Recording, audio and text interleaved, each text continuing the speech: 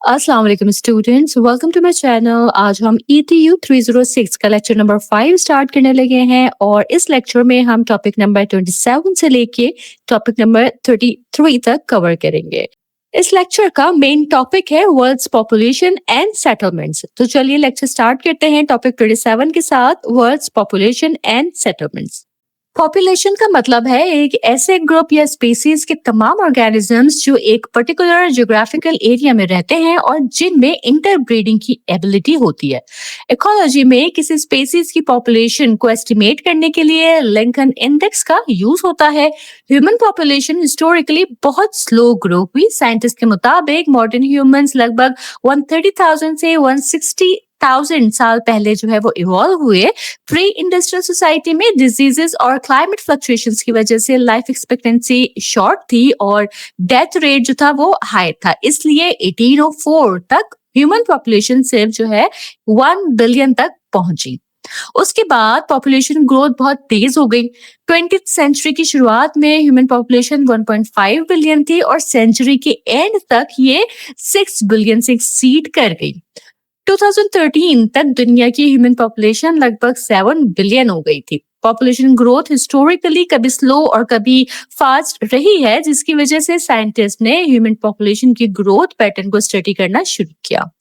Demography वो field है जो ह्यूमन पॉपुलेशन के साइज, डेंसिटी और जो डिस्ट्रीब्यूशन है उसको स्पेसिफिक रीजन में स्पेशल एंड टेम्पोरल वेरिएशन के साथ स्टडी करती है।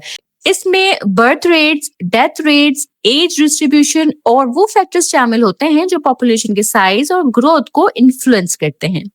डेमोग्राफर्स ने ह्यूमन पॉपुलेशन ग्रोथ के 3 डिस्टिंक्ट पीरियड्स जो है वो आइडेंटिफाई किए हैं जो पॉपुलेशन हिस्ट्री को एक्सप्लेन करते हैं। पॉपुलेशन ज्योग्राफी का फोकस डेमोग्राफिक एस्पेक्ट्स के स्पेशल पैटर्न्स पर होता है। हर रीजन और कंट्री के डेमोग्राफिक इश्यूज और प्रॉब्लम्स जो हैं वो अलग होते हैं, इसलिए पॉपुलेशन स्टडी का स्कोप रीजन और कंट्री के हिसाब से वेरी करता है। सही, आगे बढ़ते हैं टॉपिक नंबर 28 की तरफ, जो कि ह्यूमन पॉपुलेशन। तो दुनिया के नॉर्दर्न हेमिस्फीयर का लगभग 1/3 लैंड जो है ना वो पानी से कवर्ड है, जबकि साउदर्न हेमिस्फीयर का लगभग 2/3 जो है वो पानी से कवर्ड है। इसी वजह से ह्यूमन पॉपुलेशन ज्यादा नॉर्दर्न हेमिस्फीयर में कॉन्सेंट्रेटेड है। दुनिया की लार्जेस्ट पॉपुलेशन कॉन्सेंट्रेशन एक ही लैंड मास पर है जो है Eurasia. Majority of world's population northern hemisphere में रहती है। जापान एक छोटा आइलैंड कंट्री है जहां पॉपुलेशन 127 बिलियन से ज्यादा है। जापान की पॉपुलेशन भी चाइना और इंडिया की तरह डेंस है, लेकिन वहां की फार्म लैंड्स माउंटेनियस लैंडस्केप्स की वजह से लिमिटेड है। यानी पॉपुलेशन डेंसिटी का रिलेशन ज्योग्राफी और अवेलेबल लैंड रिसोर्सेज से डायरेक्टली होता है। ये कॉन्सेप्ट स्टूडेंट को याद रखना चाहिए कि नॉर्दर्न हेमिस्फीयर जो है वो ज्यादा पॉपुलेशन है, यूरेशिया जो है वो वर्ल्ड का पॉपुलेशन हब है और माउंटेन्स और लिमिटेड फार्मलैंड जो है वो हाई डेंसिटी इश्यूज क्रिएट कर रहे होते हैं। इसके बाद आगे बढ़ते हैं टॉपिक नंबर 29 की तरफ, जो कि है डेंसिटी ऑफ पॉपुलेशन। तो देखिए, पॉपुलेशन डेंसिटी का मतलब है कितने लोग पर स्क्वायर किलोमीटर रहते हैं। साउथ एशिया में 2013 के डेटा के मुताबिक पॉपुलेशन डेंसिटी 350.18 पीपल पर किलोमीटर स्क्वायर थी। ठीक है, ये डेंसिटी हर रीजन में वेरी करती है और ज्यादातर नेचुरल रिसोर्सेज, स्किल्स और टेक्नोलॉजी पर डिपेंड करती है। पॉपुलेशन डेंसिटी से अर्बनाइजेशन और पॉपुलेशन एक्सप्लोजन का भी आइडिया मिलता है। डेवलप्ड कंट्रीज में लोग मोस्टली अर्बन एरियाज में रहते हैं, जबकि डेवलपिंग कंट्रीज में मेजॉरिटी लोग रूरल एरियाज में रहते हैं। पॉपुलेशन डेंसिटी की टाइप्स हैं, उसमें आ जाती है अर्थमेटिक डेंसिटी, ये एक्चुअल डेंसिटी है, सिर्फ वही लैंड जो है काउंट होता है जहां इंसान रहते हैं। वाटर बॉडीज जो हैं वो एक्सक्लूड कर दी जाती हैं। फिर सेकंड टाइप आती है एग्रीकल्चरल डेंसिटी, ये फिजियोलॉजिकल डेंसिटी का एक टाइप है। इसमें कल्टिवेबल लैंड का टोटल फार्मर से डिवाइड करते हैं। इंडिया की एग्रीकल्चरल डेंसिटी दुनिया में बहुत हाई है, बैरन और डेजर्ट लैंड एक्सक्लूड हो जाती है यहाँ। इकोनॉमिक डेंसिटी थर्ड इसकी टाइप है, इसमें इकोनॉमिकली फर्टाइल लैंड कवर होती है, जैसे plains, water channels for trade और माउंटेनियस एरियाज जिनसे मिनरल्स मिलते हैं, ये लैंड प्रोडक्शन और इकोनॉमी के लिए इंपॉर्टेंट होती है। और फोर्थ टाइप आती है फिजियोलॉजिकल डेंसिटी। ये एग्रीकल्चरल डेंसिटी से मिलती जुलती है, मगर इसमें ऑल एरेबल लैंड कंसीडर होती है, जबकि एग्रीकल्चरल डेंसिटी में सिर्फ कल्टीवेटेड लैंड जो है वो काउंट होती है। सही है। पाकिस्तान का जो डेटा है ना, देखिए पाकिस्तान दुनिया में 6th लार्जेस्ट पॉपुलेशन वाला मुल्क है। पॉपुलेशन डेंसिटी 233 पीपल पर किलोमीटर स्क्वायर है और सिर्फ 37% लोग जो है वो अर्बन एरियाज में रहते हैं। पंजाब और सिंध सबसे डेंसली पॉपुलेटेड एरियाज हैं। इस टॉपिक के लिए ना ये कॉन्सेप्ट आपको याद रखना चाहिए कि डेंसिटी का रिलेशन जो है वो लैंड रिसोर्सेज और पॉपुलेशन की डिस्ट्रीब्यूशन से होता है। डिफरेंट टाइप्स बताते हैं कि कौन सा लैंड और पॉपुलेशन रेशियो स्टडी किया जा रहा है। ठीक है, इसके बाद हम आगे बढ़ते हैं टॉपिक नंबर 30 की तरफ, जो कि है वर्ल्ड पॉपुलेशन। तो वर्ल्ड पॉपुलेशन का मतलब है पूरे अर्थ पर जीने वाले लोगों की टोटल पॉपुलेशन। सही। हिस्ट्री के डेटा के मुताबिक 1820 में वर्ल्ड पॉपुलेशन 1 बिलियन थी, 1930 में 2 बिलियन हो गई, 1970 में 3 बिलियन हो गई और 1999 में 6 बिलियन हो गई। सबसे ज्यादा पॉपुलेशन ग्रोथ 20th सेंचुरी में हुई। यूनाइटेड नेशंस पॉपुलेशन फंड के एस्टिमेट के मुताबिक 31 अक्टूबर 2011 को वर्ल्ड पॉपुलेशन 7 बिलियन पर पहुंची। टॉप 10 मोस्ट पॉपुलस कंट्रीज जो हैं वो मोस्टली एशिया में हैं और इनमें बहुत से डेवलपिंग कंट्रीज हैं। पॉपुलेशन ग्रोथ का पीक 1963 में 2.2% था और 2012 तक ये 1.1% हो गया। ठीक है। पॉपुलेशन ग्रोथ दो तरह से मेजर की जाती है, लीनियर ग्रोथ जहां ग्रोथ यूनिफॉर्म होती है और एक्सपोनेंशियल ग्रोथ जहां प्रॉफिट और कंपाउंडेड ग्रोथ जो है वो इंक्लूड होती है। डबलिंग टाइम का मतलब ये होता है कि वक्त जो लगता है एक कंट्री या रीजन की पॉपुलेशन डबल होने के लिए, उसे हम डबलिंग टाइम कह रहे होते हैं।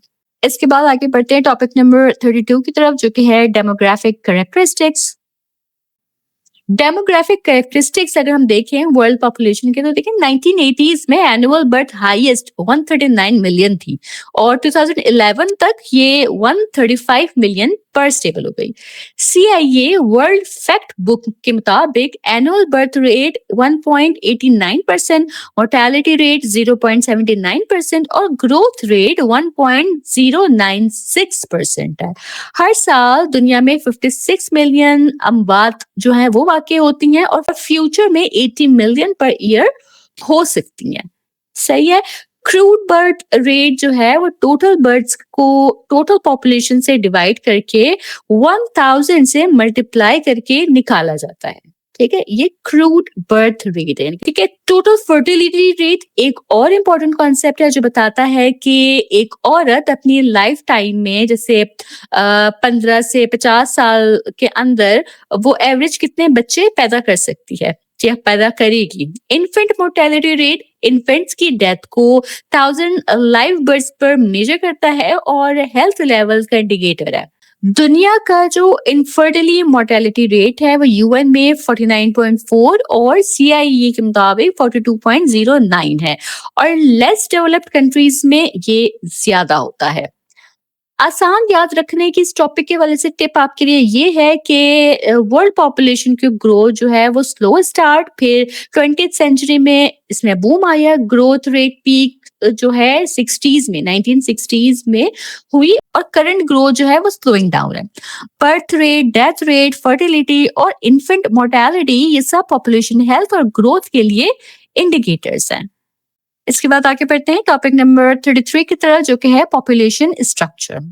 पॉपुलेशन स्ट्रक्चर का मतलब है किसी कंट्री या रीजन की पॉपुलेशन का कॉम्पोजिशन, यानी उसके लोगों की age distribution, male female ratio और दूसरी प्रॉपर्टीज जैसे मैरिटल स्टेटस और एजुकेशन लेवल। ये स्ट्रक्चर हमें बताता है कि पॉपुलेशन कौन से एज ग्रुप में ज्यादा है और जेंडर बैलेंस कैसा है, जो प्लानिंग और डेवलपमेंट के लिए बहुत इंपॉर्टेंट होता है।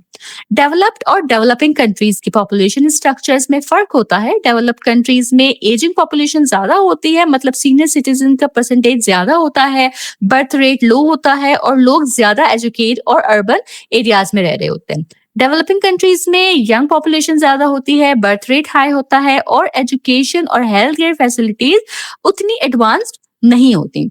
पॉपुलेशन स्ट्रक्चर को समझना पॉलिसी मेकर्स और गवर्नमेंट्स के लिए बहुत जरूरी है ताकि वो एजुकेशन, हेल्थ और एम्प्लॉयमेंट के रिसोर्सेज इफेक्टिवली एलोकेट कर सकें। ठीक है, इस टॉपिक के लिए भी आपको याद रखने के लिए इजी टिप दे देती हूँ कि यंग हैवी पॉपुलेशन जो है वो डेवलपिंग कंट्रीज में होती है, ओल्ड हैवी पॉपुलेशन जो है वो डेवलप्ड कंट्रीज में होती है। एज, जेंडर, एजुकेशन और मैरिटल स्टेटस जो है वो पॉपुलेशन स्ट्रक्चर के की इंडिकेटर्स हैं।